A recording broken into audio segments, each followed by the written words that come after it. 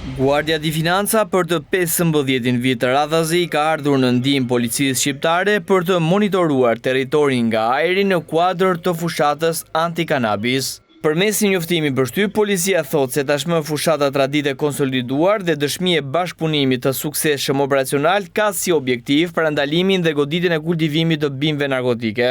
Gjatë fjalës së mbajtur në ceremoninë e çeljes së fushatës, drejtori Skënder Hita vlerësoi bashkëpunimin me partnerët italianë si një model strategjik dhe të konsoliduar i cili ka sjellë rezultate konkrete dhe parandalimin e kultivimit të bimëve narkotike. Ai theksoi se ndërthurja e kapaciteteve operacionale, ekspertizës dhe teknologjisë ka mundësuar identifikimin e hershëm të zonave me risk, ndërhyrje më efikase në terren dhe ulje të ndjeshme të rasteve të konstatuara dhe bimëve narkotike të asgjësuara, duke konfirmuar efektivitetin e qasjes parandaluese dhe bashkëpunimin ndërkombëtar. Ndërkaq Lorenzo Bukosi, gjatë fjalës së tij, vlerësoi ecurinë e bashkëpunimit që tashmë është kthyer në një traditë model të partneritetit policor.